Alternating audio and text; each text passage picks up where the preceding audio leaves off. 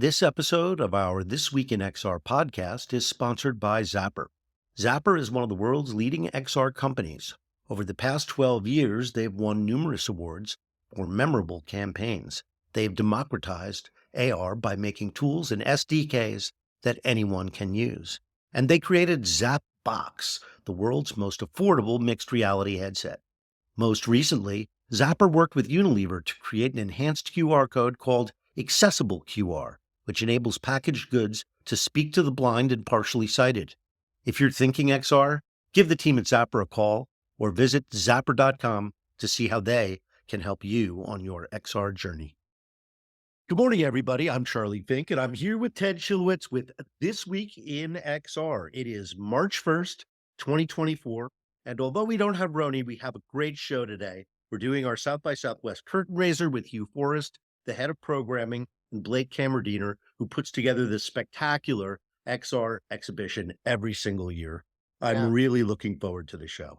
Yeah, Rony's on a road trip today. You and I are heading out end of this week to Austin for would you say it's your favorite trade event of the year? Yes. I don't know, even it's cultural event of the Yes. year. It's not really a trade event. Yes. It's a cultural event. Yes. 100%.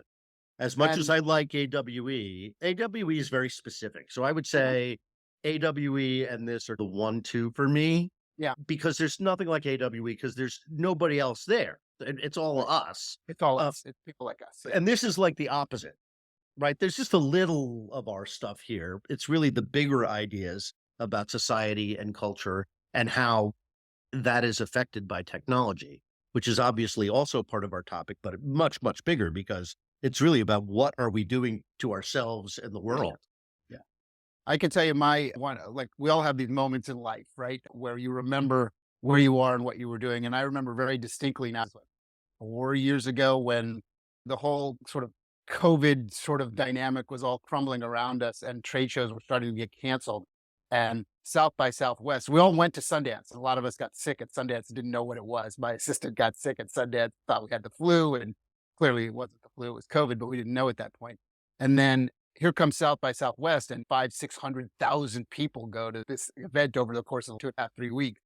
And there was all these conversations. Well, there's no way they're canceling South by Southwest. Like, it drives the economy of Austin for the year. They don't cancel that show. And then there was this period of time where it was like, oh, maybe they're actually going to cancel it, and we cancel it. And then all the other dominoes fell after that when the city of Austin basically had to intervene and say, it's too dangerous. Like, we don't Right. know what's going on here. We have to cancel it. And we were all like, wow, that was my moment remember where I that. realized this is a big deal. This COVID thing is a big deal. They canceled South by Southwest. For me, it was March 5th, 2020, where the university where I work went completely remote. Yeah. It'd be interesting from some of our listeners if you remember your COVID realization moment where you realize, holy crap, this is a big fucking deal. We got a problem here. For me, it was they canceled South by Southwest, and I wasn't going to give a talk, and I wasn't going to be there in person, and then everything else fell apart for the next few years until we recovered from it all. Anyway, So it's all right. On So to let's lighter hit topics. the news. Let's hit the news. MWC, Mobile World Congress, was in Barcelona. They, of course, were showing off mobile phone breakthroughs, foldables, wearables, sensors. All the usual suspects were there, including XReal, of course. Yep. And some other XR companies were making announcements there. So the most notable one was Deutsche Telekom gave a closer look at its AI phone. This is the thing, is the AI chip and there were some Qualcomm announcements about their AI chip that is now all embedded into every possible device. So the next wave of AI is upon us already, apparently. So here's a really big AI story. In case you missed it, Figure AI, the company that makes humanoid robots or is trying to make humanoid robots, pulls in $675 million from the biggest companies in the world, starting with NVIDIA, but they got Microsoft, OpenAI, ARK Investments, Intel Capital. It's just like who's the only people missing are Google and Meta. Okay, Charlie, here's the question. Is a little over $500 million enough to create Skynet, and did we just set it on its path? So they say the humanoid robots are going to be optimized for doing undesirable menial tasks. Yeah. That is true at first. But then comes the defense industry. Every industry, right? But defense has deep pockets, so they're going to be the first target. Right. And then, of course, industry will catch up quickly thereafter, but they're the ones who will buy the robots for $2 million, $4 million each. Yeah. Yeah. Obviously, in, let's say, the construction trade, it would have to be hundreds of thousands of dollars instead. But you can see it could also do desirable jobs, like high-paying construction jobs. Sure. And of course, that's not going to stop us from rushing headlong into the technology, but the unintended consequences of this one are quite clear. And I've made this point for many years about when we talk about robotics, what we're really talking about is assisted machinery, right? That we have used robotics for generations and generations now. Farmers use certain forms of robotics. A tractor is basically something that enables a farmer to do more work with less humans, right? Fields don't have to be dug up by hand and planted by hand and so on. We've just evolved that and evolved that. We've evolved that into almost every industry. I also noticed that Amazon now has a specific innovation fund that is targeted to young entrepreneurial companies that are working on the robotic human equation. Essentially, they are raising capital to deploy that capital specifically to remove more human functionality. And they very much make the right point is these are the jobs that not a lot of people want. They don't want to do these repetitive menial jobs of picking stuff in warehouses and Understood. They're not particularly great jobs, but right. But they're people still need jobs, them. Right? People need them. They're still jobs. Yeah. Those unemployed people are going to become the responsibility of you and me. Yeah. It'll become a point where, again, we'll start to have the discussion about universal basic income. I think we should probably do a whole show on the concept of universal basic income and larger technology companies that have been built on the backs of our tax base and our public resources that are now the most powerful privatized companies in the world, which is fine. We're believing in capitalism that works. But at some point, you start to shift the scale so much that what we're seeing culturally happen is now happening. It's way too long for us to talk about today. You've got 6 other stories, but we should do a whole show on UBI. And Rony, of course, just texted us from the road saying, terminate. Again, the defense application is clear. That is going into a combat zone, undesirable job. Yeah. And we already have little robots that do that. There are little tanky little micro robots that are controlled by remote control. We use drones constantly. Thank you, for Homer everything. Lucky. We use drones everywhere. There was Sure. a house being demolished a couple doors down from me, and they had a very high-end professional drone filming the whole thing so they could actually assess what was going on. They had a drone specialist out there with his little monitor. There you go. Yeah. So there was another big fundraise this week. Ideogram, which is going to compete with the text-to-image. There are so many text-to-image generation applications, both on the web and also on GitHub. Midjourney is the leader. And Ideogram, you can try it on the web for free right now. It's quite good. So even if you don't feel like you're a big AI head, just go over to Ideogram and give it a try. My go-to default prompt when I just want to see what an app can do is a spaceship landing in the jungle. Not particularly something that I want to see, but I want to see compare apples to apples across all the image generators. Yeah. And it really hit the nail on the head. I put a picture of it in the column. This is impressive stuff. So I think with this funding, they may give Midjourney, Pika, and Runway another competitor. It's backed by Andreessen. They have very deep pockets and they have a huge network. So that is not a small thing, that name. Here's a little sort of spicy nugget for all of us to think about. Every time you do a prompt like that, what do you think it actually costs in compute power? Is it 12 cents? Is it $1.50? Is it $18? All these things are being funded by these massive fundable agencies that are putting billions and billions of dollars on this change in how we use compute. But what people don't talk about a lot is that ain't free. Every time you type in, I want to see Charlie Fink on the cover of Forbes in a way that he looks like Magellan, and there's a cost to that, right? Yes. Computing ain't free, right? There's power running, there's cycles running, there's server farms doing their thing. Does anybody do any analysis on what it costs for the hundreds of billions of prompts every second that are running around the planet? Certainly, NVIDIA seems to be doing quite well in their valuation because of it. because it costs compute stuff and people have invested in a lot of compute stuff. So I'm curious. That's another thing we just don't talk about is what does it actually cost? Yeah, I wondered about that myself. So our friends at DreamWorks have shut their doors for good. Goodbye, DreamWorks. Hello, Dreamscape Learn. So they're going to focus on their joint venture. Oh yeah, not DreamWorks, Dreamscape. I'm sorry, Dreamscape. Yeah, Sorry. I think you Sorry, just freaked everybody out for a second I there. make that faux pas often. Yeah. We're talking about Dreamscape, the location-based VR company. This was Walter Park's vision of bringing a new sort of form of Disney-esque entertainment, which they did quite well at. It was We had great. Walter on the show a few times. He's great. Great. Visionary, but just like Ken Brentschneider and The Void and all the others, these things, it's hard to make these things a business sustainable. Because Because you can only put so many people in it per hour, and dwell time and there's only so many periods of time during a week, just like movie theaters. Right, that exactly. Draw a lot of people, and most of movie the time theaters empty. can be empty on Tuesday and do quite well and make Yeah. up for it on Saturday because they have flexible. Because they have a lot of capacity. seats. Right. So anyway, the other thing we should talk about specifically on our show is the departure of Hugo Swart from Qualcomm. Yeah, sure. Big news. He's a lovely guy. He was an advocate for the entire industry. Qualcomm has been generous with the industry. So he will be missed. He built that division. He was a 20-year veteran of Samsung, of Qualcomm. Qualcomm. Yeah. And Qualcomm, we talked about many times, is the hidden story of XR, right? Because other than Apple and Magic Leap, they power the entire wearable XR industry.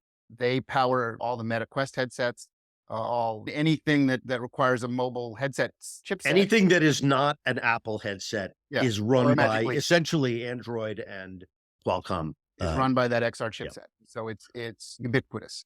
Important. There are other news stories, but I see that Blake is in the green room. So let's not let him wait. Talk a little Austin. Exactly. There he is. Hey, Blake. Hello, gentlemen. Great to see you again. It seems like minutes ago that you were here. We were together in Austin talking about last year's show. I am so ready for it to be here again. I'm so ready for y'all to be joining us. There's some Texas. Yeah. 1 week away. 1 week away. I can taste the barbecue. Blake, before we get going into what's going to happen this year, Charlie and I were reflecting on South by Southwest was absolutely my moment when I realized COVID was going to be a big deal 4 years ago and Austin effectively closed South by Southwest. Where were you? Give us regale us with the story from the inside of what was going on in 2020 when you realized, oh, we're going to close it down. It was a really tough transition because as the weeks before that actually happened came, we started getting bombarded from all sides. And so it's at that time, the show was still going on. Sure. And so we're working night and day, prepping for this show that has to happen as things are dropping off. People are like, I can't travel. Like all of this happening, we're like, we still have a show to put on. And so it was definitely like a show must go on mentality at first.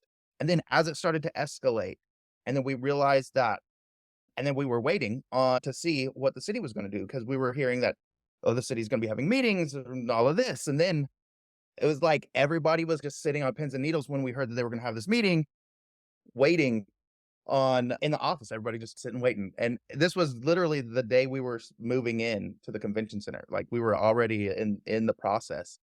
And then the city announced that they were going to be closing everything off. And it was just like, and we were off the following year too.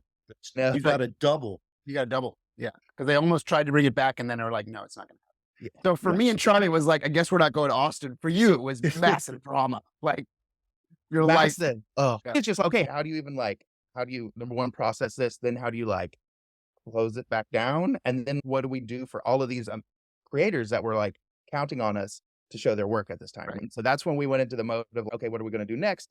We started figuring out, we did an Amazon showcase for some films. We did a Meta showcase for some XR projects. And we started doing some sessions online and things like that. But that took a long time. You moved into a version of our least favorite word these days. You moved into a version of the metaverse for a couple of years because you were tuned up to do it. These were immersive projects that could be seen remotely.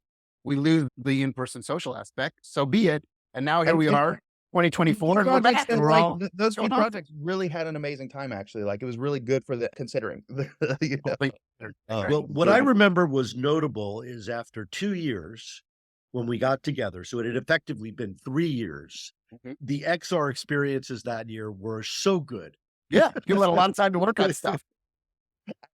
I felt the same way. It was like, and everybody coming back because South by, they came back together for the first time. Like all of this, all it felt I loved it. like you could just feel it everywhere you went. Yeah, the energy, because this kind of thing, like the three of us and all of our buddies all hanging out because we have this shared belief structure of the future of entertainment, and it's fascinating. All right, flash forward now, 2024. Wait, one what question did I about the miss? past.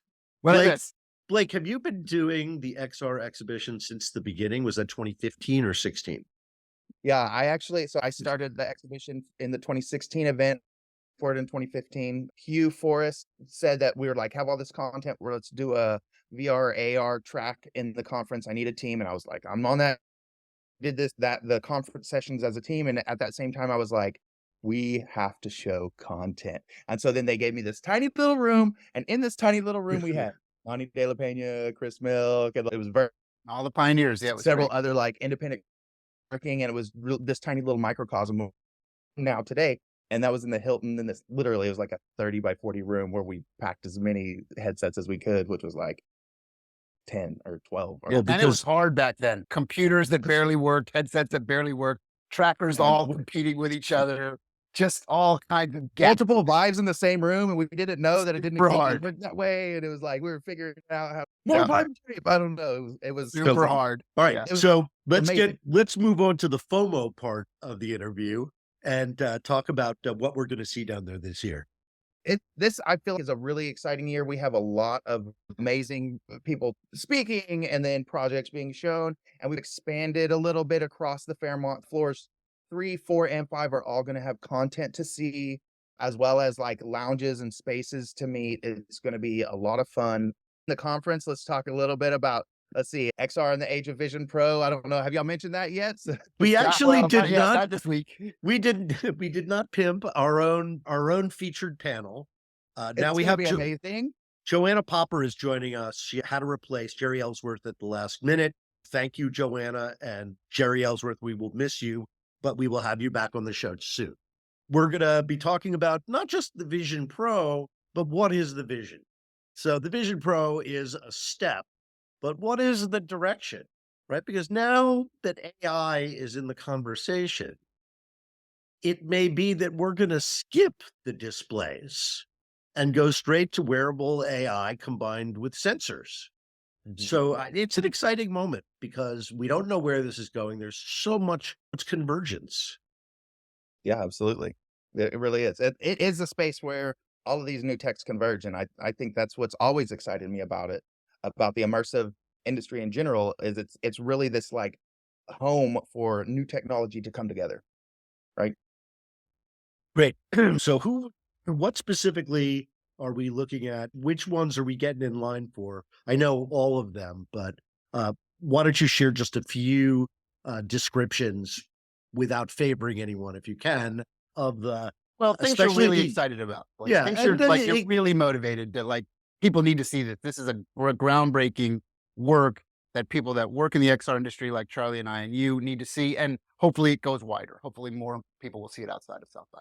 Yeah, absolutely. So really excited. Eliza McNitt, who from Spheres, fame, yeah. yeah, her follow up is going to be with us, Astra, Woohoo. which is Nice. going to a very exciting mixed reality project, more narrative driven, still space inspired, and that's going to be very exciting. Super excited for people to see that. Chief is going to be the first project that we'll be showing on the Vision Pro about leaders in the native world or in the native community. So we're going to have it interviews some chiefs, chieftains, chief women who are really like leading in certain tribes based mainly in the California region. It's by Catherine Ang and Kilma Latin, who they had Choctaw Code Talkers with us 2 years Right. ago.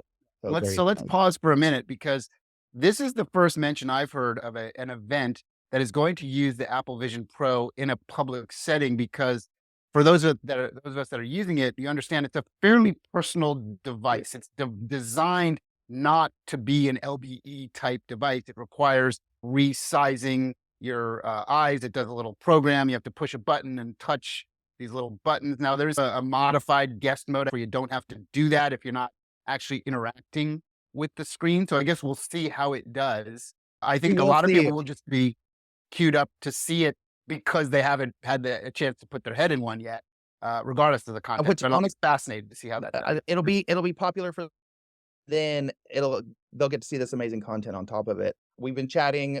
There's been tests going on about how to move people through in a public space. So that's going to be part of the great experiment, and I'm very excited to see. Yeah, it'll be really interesting to see what happens. I would Yeah. say for our listeners who are going and haven't been at the XR exhibition, you have to understand that there is limited throughput. There's only so many people who are going to go through these experiences. And if you wander in there at 2:30 in the afternoon, chances are you won't be one of them. Yeah. So You if got to you get there really, early. Got to get there early. it takes a while to go through a dozen or 24 experiences. There are a lot of people who want to do it. It's really desirable. And there are hundreds of thousands of people at South by Southwest. So make of that what you will, but people are often disappointed because they didn't organize their time at South by Southwest being mindful of this particular limitation. Now, one thing that I am excited about actually with regards to that is we have several screen-based projects this year that we're going to have a much easier throughput. Yes. And a lot of that is going to be projects that were either built with AI or use generative AI in the project itself, right? The Golden Key will be an example. It's by Mark DaCosta and Matthew Niederhauser from the Onyx Studios. And it is a large screen. It's a story around trickster gods. And then there's multiple a computer setup that people can go in and interact with, help write and change the story. And with generative AI, it's going to naturally bring what the group has put in, the group input into that story. And I'm very excited to see this happen. Wow. That we'll be also showing by these two, Tulpamancer, which was very popular at Venice, which is again using generative AI, but here you go sit down at a computer, answer some questions, and then it creates a bespoke experience for you using generative AI. Some exciting stuff there as well. And we'll be able to get some more throughput. We have on the 4th floor, we have 3 projects in our special event category that are all screen-based. And so it's like, you'll be able to get, like, no matter what, when you go in, you're going to be able to see something. That's great. Great to hear that. So Charlie and I and all our best friends will have plenty of things to do over the next week. Yeah. There's like lounges on each floor. Meta is here. They're our XR track sponsor, which is very exciting. They'll have a lounge on the 4th floor as well. Then we're going to have the UK, Quebec, and Canada. They're on the 3rd and 5th floor in different spaces, showing off immersive work from around their regions and areas. It's going to be busy. It's going to be exciting. There's a lot of stuff to do. That's great. That is, how many exhibitors are there, and how many of those exhibitors are in competition?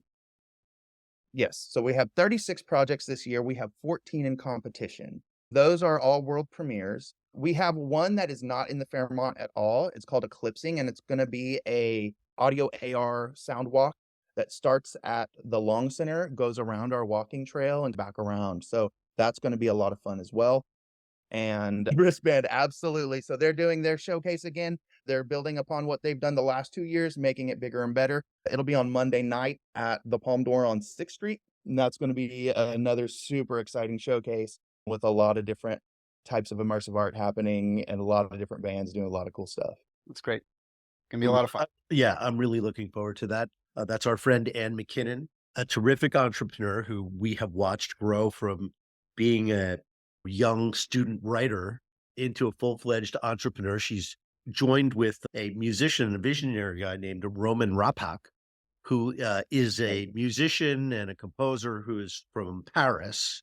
And they've created, there may even be a way, and we'll let you guys know, there may be a way for you to even dial into a portion of this from home, because they're working on doing a combined metaverse, live music, location-based VR experience. So it really is very unique, very creative, and again, a one of a kind at South by Southwest, which is what makes it go. I met Roman right before the pandemic in 2019, and we were literally prepped to do the first show with them in 2020, since we were speaking about the 2020 Yeah. show beforehand. And it was just like, because I was just talking to him, and they were just like, my mind was just like blown. And I was like, this is exactly the type of things that we need to be seeing musicians do, that like by embracing immersive art and immersive work. And I was just like, and back then they were using the Gear VR. They had, That's right. That was That's the first amazing. show. Yeah.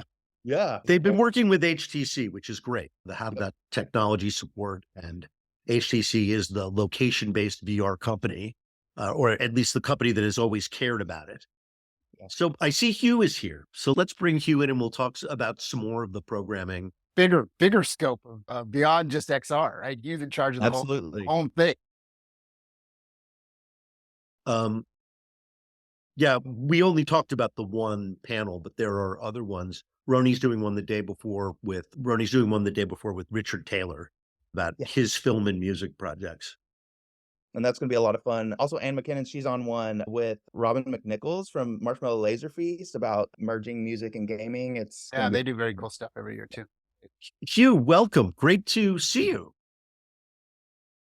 Hey, Charlie, it's great to be here. Happy almost South by Southwest. This must be the week of extreme madness in Austin as you start to put together one of the biggest shows in the world. It's been fairly extreme for a few weeks. But yeah, it's getting a little more, but all good. It looks So like you Hugh- have. Sorry, go ahead, Ted. But you just give us a little background on your role at the festival, your take on the festival, your inspiration behind it. I'm sure our listeners are very curious as to where you fit into this very large picture of what defines much of Austin every year. My titles, combined titles now, are Chief Programming Officer and Co-President. The Chief Programming Officer means that I oversee a lot of people like Blake who understand this stuff a lot better than I do. But tell him to get his stuff in on deadline. That's about the extent of my understanding of this. I've been at South by Southwest for more than 30 years, so I've seen it grow from a fairly small event that only focused on music to something that is much bigger and focuses still on a lot on music, but film, technology, food, fashion, transportation, healthcare, social media, all kinds of different verticals. As much as we've changed and pivoted over those 30, 35 years, the North Star has always been massive creativity. That's always the thing that unifies everything, all the content, and this belief that together different kinds of creative people from different industries in a city that always has cultivated and celebrated creativity leads to some really neat opportunities and really great outcomes. Yeah, I would say that by far, South by Southwest is the most open-minded festival environment I've ever been to, in terms of if it's interesting and creative and entertaining, it fits at South by Southwest without restriction. That's always been what was so interesting to me, is it cross-populates so many different, both creators and audiences, because everybody's there to find something new and interesting, not to stay in their own lane.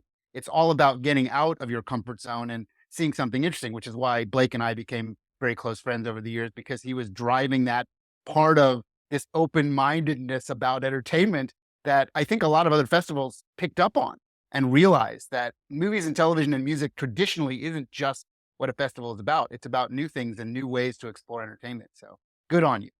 We love it, and it's important for us.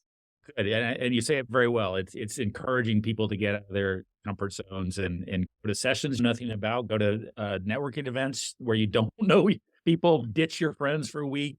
Yeah. You'll make the most out of the event if you do that. You've also brought some unbelievably well-known people to South by. And in 30 years, do you particularly have some highlight? I can tell you interesting highlights for me, AOC, Hillary Clinton, etc. But what were some of yours, maybe both of you, Blake and Hugh, things you were like, I can't believe we have this woman or this man or this group showing up in Austin to do this? What were the things that you were like, blew your mind? Go for it, Blake. Can I steal your thunder? Obama. Of course. Oh man, Mind blowing, right? It's absolutely mind blowing. As a sitting president, he's just Shows up at South by, baby. It was great. Yeah. Yeah, Blake is stealing my thunder on that one, but lots of interesting backstories there, not the least of which is we've been working on or trying to get Obama to come to South by Southwest for several years. So that was the culmination of that. ended up that Michelle Obama tagged along also, but that one was put together in 3 weeks. Amazing stuff. Yep. That's the difference between the bureaucracy for the president versus the first lady, and she was phenomenal also. So it was a really special year to have both of them involved. But I think that similar to the experience that you all probably had at the event, it's great to have these big name speakers and big name bands, big name filmmakers. But inevitably, the best connection or the most productive connection or the most inspiring thing is something you didn't expect at all. You stumbled into, wow, that completely blew me away, and it leads to some great opportunity down the road. And I think that's what we specialize in. Charlie, do you have any like standouts for you that were like, oh my gosh, I can't believe this woman's coming to South by? You, you're asking me about, oh my man, it's 30 years. I think I've been to South by maybe 7 or 8 times in those 30 years. I went very early when it was a music thing, and mostly because I was traveling for business. And I love music, but I really wasn't drawn back until the XR thing started. And then, of course, you rediscover the entire show. And so the headline to my story, my roundup of South by Southwest last year was the incredible serendipity of South by Southwest. And you have FOMO no matter what you decide to do. You go to lunch with a friend instead of going to a panel, and it turns out to be something the best panel of the show.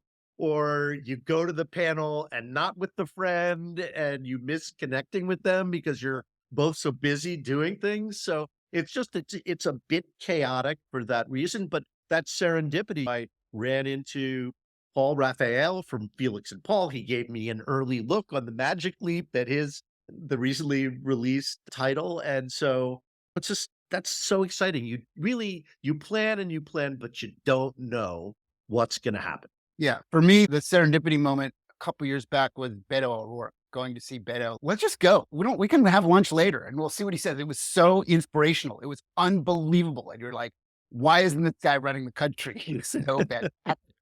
Remember, there are many things that trend at South by Southwest that don't trend in the mainstream. Yeah, I guess that's true. It's been one of them. It definitely trended for me. And the other incredible moment, was it last year or the year before? The Beastie Boys documentary, and the two that are still remaining came and talked, and it was so unbelievable, culturally unbelievable. Those are absolutely just standouts for me. They made an HBO special out of that. Yeah, it was a doc, and that's right. And then they actually filmed it at South by and showed the interaction. It was fantastic. Yes. It was great. Let's talk about this year. So all that's the past. Yeah. We love this show, but let's talk about this year. Who did you get this year for us? Who did we get? I don't know. You got to drill down, name a vertical, and we can talk about who we got. Well, politics. Politics. One of the ones we're excited about, I think this falls into politics, our Hall of Fame honoree for 2024 is Margrethe Vestager, who is the European Digital Commissioner for Fairness. She will also be doing a session, and she is very, very diligent on regulating big tech, and particularly that's pushed now into AI. So really excited to have her involved, really excited to have Lena Khan at the event this year. I think that's another one that falls into this politics bucket. It is an election year, although I think you've heard that maybe somewhere along the lines. Yes, someone may have mentioned it. Yeah, unlike 4 years ago, right? Or was 8 years ago when we had a bunch of presidential candidates. This year, there's not a bunch of presidential candidates out there. So we don't have that this year, but I'm sure that the election will be a big point of discussion, particularly in a lot of the AI-related sessions about how misinformation, deepfakes, AI-generated robocalls, things like that will impact our voting patterns over the next 8 months, right? And you're really leaning into AI, right? As a conference, you're not afraid of it. It's not spooking you guys. You are all about exploring what this might be culturally and economically, right? I don't think we can avoid it. I mean, we have a new AI track this year, and a lot of content there, but a lot of content about AI in every other track. How is AI impacting healthcare? How is it impacting filmmaking? How is it impacting music? It is simultaneously something very real that we all consense is going to change our lives, or is changing our lives now and will continue to going forward. But it is also its own hype curve, and we are often the place where hype curves go to play out at South by Southwest, right? Yeah, You that's the mentioned tip of the spear, right? So, what about the technology category specifically? And you mentioned healthcare earlier, so I'd love to hear what we're in store, what's in store in those categories. Tech has a lot of don't have that much AI content within tech, the tech category. We have a separate track for that, but certainly a lot more quantum stuff in the tech category this year. Quantum computing is certainly the next big hype wave coming down the pipe, and as much as I've read about it, I still don't quite understand it, except it's going to make everything go a lot faster, right? We certainly have a lot in tech about the need for regulation, more regulation, how that plays out in the U.S. There's a lot of stuff in the tech category also about again different tech hotspots around the world. In terms of the health and med tech track, which is we've been doing for a couple of years and is very popular. Again, a lot of AI related content there, a lot of patient focused care content. We're also doing a lot there, or a degree there, about CRISPR and other gene editing technologies, and a lot about this continued idea that big tech or tech is going to reinvent healthcare. And we've seen some of that play out, although probably not in the ways that we initially thought it would, right? interesting. So the bottom line is if it's a human endeavor in some way, shape, or form, it shows up in some fashion at South by. That's pretty interesting. I think you can find almost anything on our schedule. Yeah. But you guys added, you've always had Flatstock, which is the poster and graphic arts show, which comes at the end of the first week. And you have the convention. We didn't even mention the convention center floor, where it's, as opposed to an XR event or just a tech event, it's a everything event. Music people there, technology people there, tech people with health tech there. Yeah, I And think the CIA shows up. Like the CIA. yes. And you get a lot of states representing, trying to get Yeah. film and music. And it's so much fun to walk through there and see all the different people trying to get some attention for their projects. Yeah, certainly one of the things I'm very proud of, is that the international participation in South by Southwest continues to grow. We're at about 30% of our badge holders are from outside the US. It's one of the few times that you actually hear different languages on the street in Austin, Texas. And in a 2023, 2024, when in many ways we're becoming more nationalistic, it is great to have an event that celebrates the power of technology around the world and allows people to make global connections as opposed to simply connections from people in the US. It's also interesting that Brazil is again our biggest country outside of the US. For many years, the UK was the biggest country representing, and then Brexit very much changed how that worked, right? There are a lot of houses and secondary events around Austin, Red River Street, notably countries. Brazil has Australian has one. Canada, of course, has a big one every year. They put on their own little panels. I say little just because the venues aren't that big, not that the panels are little. Many of the panels are quite notable and consistent with the South by Southwest aesthetic. But those are things that people can do without buying a $1,000 badge. So there are a lot of South by Southwest events that don't actually require a badge, although most do. The other thing I was going to ask you about, which we don't cover that much, but I am very curious since I'm going to be there. I wanted to ask about the film side specifically, because that overlaps a bit of the technology track that I am there for specifically. I wonder if we could talk about that for just a few minutes, because we usually ignore that on our show. But now we have experts to tell us a little bit more about it. A lot of people go just for the film festival. Yeah, and just to frame it up before you guys dive in, it is one of the major launch events for the major studios every year to bring a movie to the Paramount Theater. It's usually got a very robust and excited audience. Steven Spielberg brought 2018, baby. 2018. We were there for the sneak of Ready Player One. Ready Player One, right? So there are moments every year, and there'll probably be some big ones this year. So I'll let you guys talk about that for a second. Go for it, Blake. All right. So yeah, the film festival, we actually runs the entire length of the event. We start the first Friday, we run through the last Saturday. We have premieres across 16 screens, I believe. And I think it was 75% are first time filmmakers or our first feature films across our feature film category. So we're really looking to discover new talent and bring new talent to the world. So then with that, then we have an amazing short film program where, so if you think of everything everywhere all at once, the Daniels, those filmmakers, we've been playing their music videos for over a decade, right? And then we got to premiere Everything Everywhere All at Once, and then they went on to win Oscars, and then this year they're going to be coming back to do a keynote. So it's really wonderful. At the Paramount Theater this year, we're really excited to be closing off a block of Congress in front of it, which will be new for everybody here in the community and new setup for everything. I'm very excited. But this year we have some amazing premieres on the big and small side. So our opening night film is Roadhouse, a reimagining of that feature film from back in the day with Jake Gyllenhaal. Perfect movie for South by. It's so much fun. Oh, everybody's gonna have a great time. Yeah. We're gonna have The Fall Guy.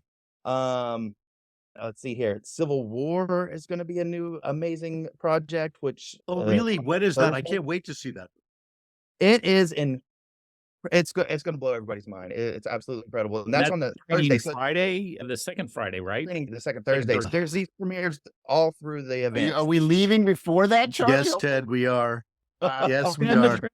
The Extend FOMO the is trip. already, Let's extend the trip. already washing over me. We'll extend the trip a day. No problem. So we're going to wrap up the show now. I know you have to go, Hugh. You've been very generous with your time. It's great to see you. And I'll look forward to Good. saying hi live and in person 8 days from now. Thank you for having me on. It's great to be here. I love the enthusiasm you guys have for the event, and look forward to seeing you in Austin very soon. Have a great weekend. Safe travel, everybody. If you're in Austin, say hello. Be sure to come to our panel on the 12th. And that's all the show we have for today. So thanks again. Thanks, y'all.